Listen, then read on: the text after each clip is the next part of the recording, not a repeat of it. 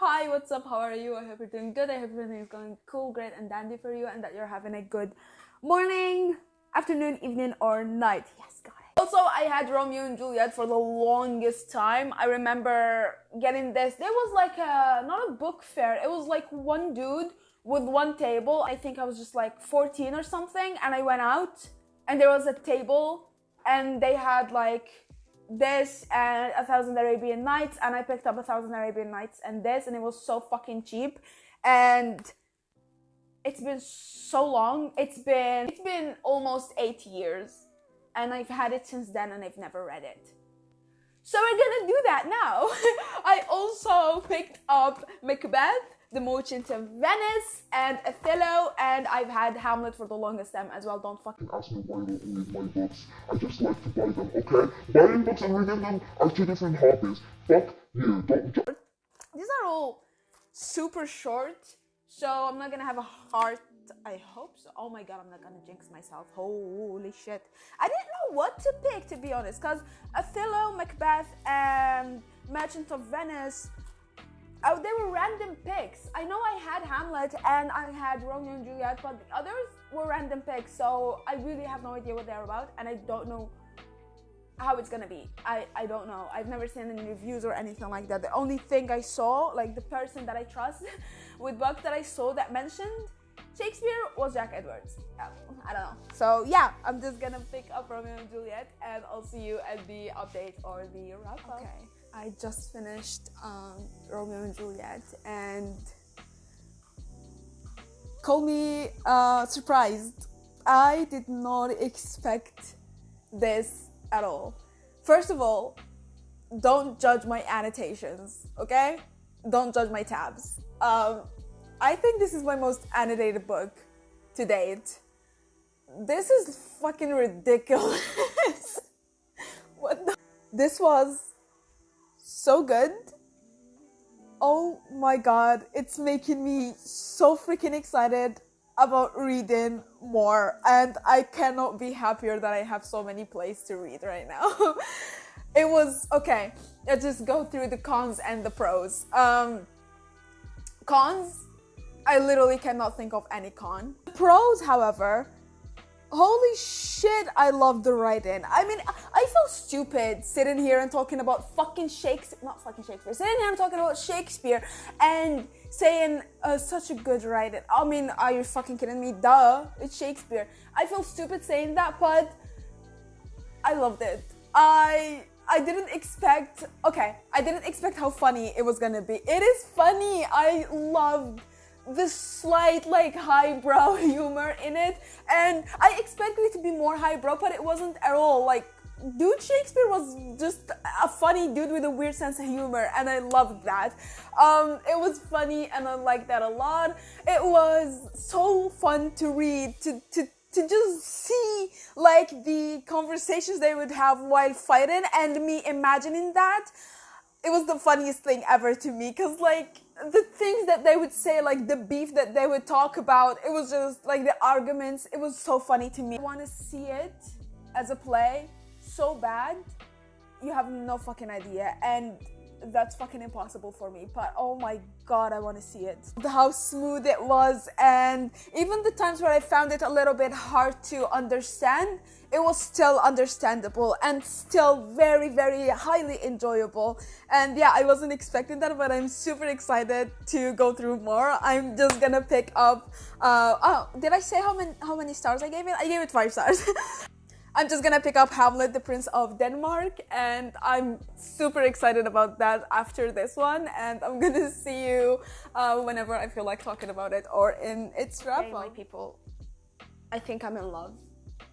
I just finished Hamlet. Actually, not just finished it. I finished it last night. Actually, not last night. I finished it at around 5 a.m. this morning, and then I had stuff to do, so this is the only time but I couldn't film. You don't care. Anyways, I think this is my favorite. I mean, it's stupid to say because I only read Romeo and Juliet. This one hit a bit close to home more than I would have liked it to. I lost my dad around almost 2 years ago, actually 1.5 years ago, And okay, basically Hamlet is a play about a prince of Denmark who his father gets unalived and his uncle marries his mom, so now his uncle is the king rather than his father, and a ghost appears. We have an apparition that comes Hamlet's dad, and it basically tells him to unalive his uncle who married his former wife, the ghost's wife, out of revenge. So we kind of understand that the uncle did the deed. The thing you cannot say about these fucking plays is that they are not boring. Like, that's the one thing. They're weird as shit. They're hard to understand, but they're not boring whatsoever. I mean, wow. This was a trip to follow, by the way. It was fun to read. It wasn't as fun to read as Romeo and Juliet. That's like the one thing I know. But it didn't actually be like fun to read. But Romeo and Juliet was actually fun to read. The comebacks in this, the humor, the low-brow disguised as a high-brow sense of humor was chef's kiss. I love that sense of humor so much. And the puns. Shakespeare is like throwing puns in this bitch, and it was not hard to understand per se, but I did look up a lot of things and was interested in understanding a lot of things further, and I think that's actually a good thing. I don't know, because like if you didn't like care about something, a book, say you read a book, because I know if I'm reading a book and I really don't care about it, I'm not gonna stop every 2 seconds to try to understand what the writer meant, what the author meant, what the people think, and some essays and analysis of the entire thingy. Like, if you don't care that much about a book, you're just gonna, like, you know, skip over wanting it to get over with. But with this one, I wanted to know, like, every 2 something scenes, I wanted to understand what this one meant, and it was fascinating, and I loved it so much. And I loved Shakespeare's, what's the goddamn word? Shakespeare's, I don't know, like how he did madness? I forgot the word, but you know the word. How he approached. I liked how he approached madness.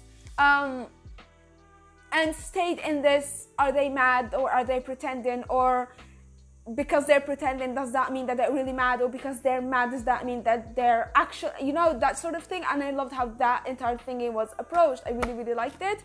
And I think I prefer this one to Romeo. I think this one is my favorite because it hit home, because it's like so close to me.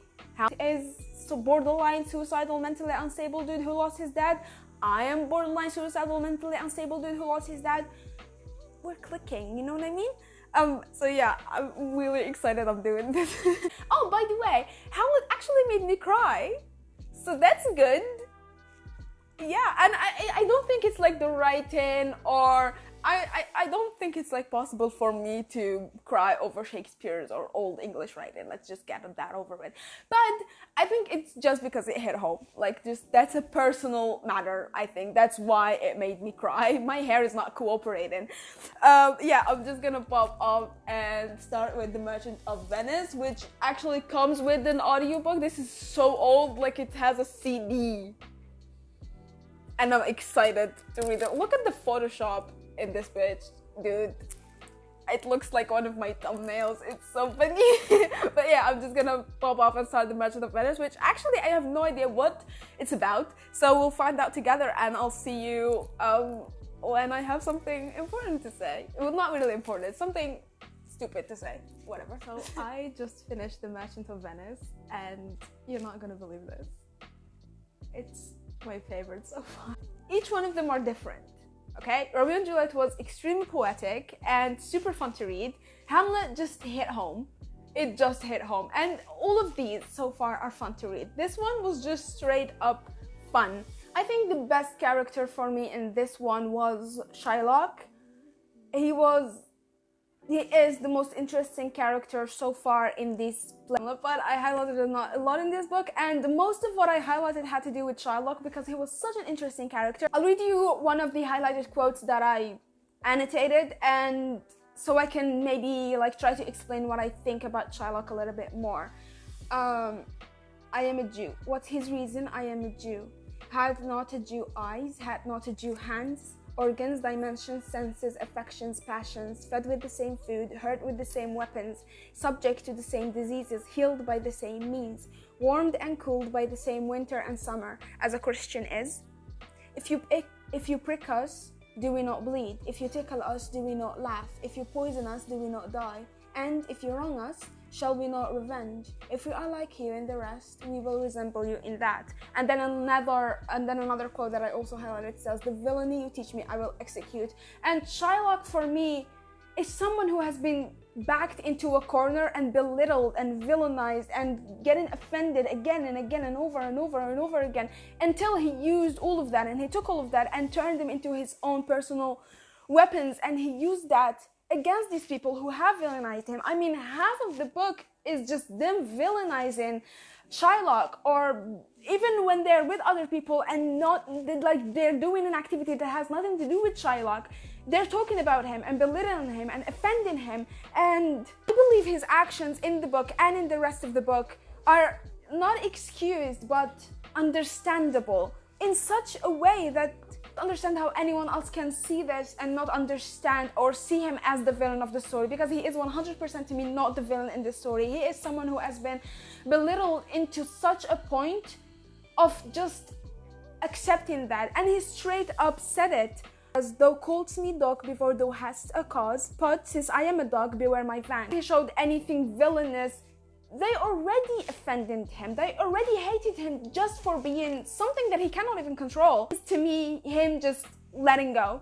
Just like, okay, this is too much. Now I'm gonna be actually the person that you're belittling, the person that you think that I am. And I think his actions throughout the book with these quotes, not excused again, but understood, whether they're villains or not, whether you agree with the way he handled being offended or belittled or stuff like that or not. They would think about this. They would borrow from him money. They would take from him. He was the first person they think of when they think of borrowing, when they think of favors, when they think of anything like that. But as soon as he wishes to be someone of them, as soon as he wishes to be part of Venice, part of them, their friend or their peer or someone they talk about in good, in kindness, and think of in kindness rather than belittle or villainize, they don't like that.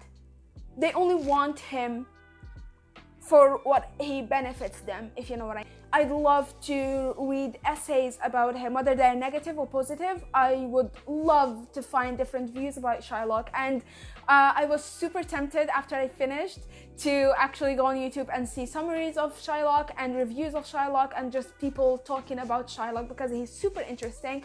But I thought I'd do the wrap up first. I gave it 5 out of 5 stars, and it was extremely fun and super funny, and I loved Lancelot with all of my heart. He was super fun, he was funny as shit, he was entertaining, and I kept on waiting for Lancelot parts. Like every time I go into a different scene or a different act, I would just go like skim the pages and look for Lancelot. He's my favorite character so far in the entirety of the 3 plays that I wrote. This is really a great experience so far. So I'm just gonna pop off and start one of these. I don't know if I'm going to go with Macbeth or Othello. I think I'm gonna do Macbeth. We did something fun, we're gonna do Macbeth next. I mean, Othello is a tragedy as well, but yeah, I'm feeling Macbeth, so I'm just gonna pop off with Macbeth. It ended up actually like going way over Romeo and Juliet and way over Hamlet.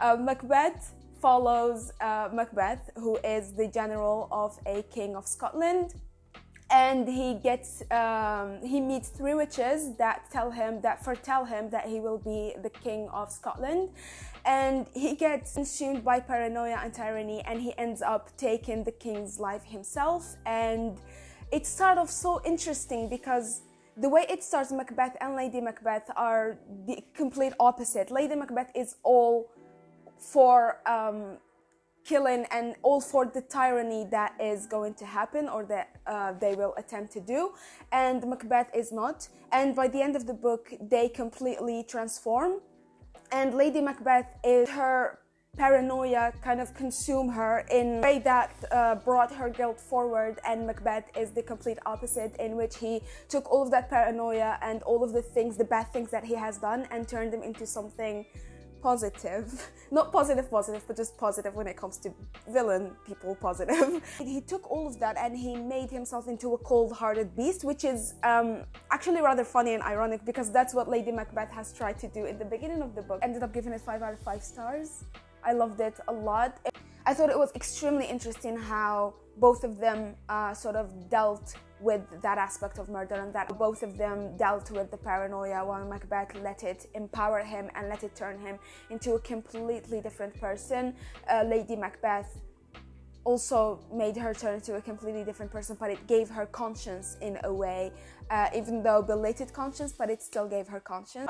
So I'm just going to pop off and start with Othello, and I'll see you in the More of Venice by William Shakespeare, which means I finished the challenge that I made myself do, i.e. reading all Shakespeare works for a week, and I've learned a lot. First of all, I've learned that I actually do enjoy plays if they're actually fun, and I either enjoy things that are fun to follow or things that are straight up tragedies, and Shakespeare does those two together beautifully.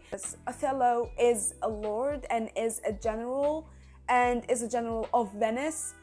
Even though he has such a high place in their community, he is still treated as someone lower than them. He is still treated, he is still belittled, he is still offended, he is still hated just for his skin color. Connected Othello with Shylock on many levels, because although Shylock had lighter skin, but Shylock still was belittled for his religious views and something that he can't even control. Same with Othello, a nice man, a good-hearted man with actually a good place in the community has been belittled and offended just because of his skin color or because of his background or who he comes from. I haven't hated a character as much as I hated Iago in such a long time. All in all, I loved doing this challenge so much. I am out of tabs. I actually am almost out of tabs because of this. I had to get more, and I'm also out of the more that I got. I am super excited that I did this. Thank you so much for watching, for being here, for liking, disliking, commenting, and subscribing. Every little interaction means a lot and really brightens it up. Not my day, my whole last week. So everything is greatly appreciated, and I'll see you next video.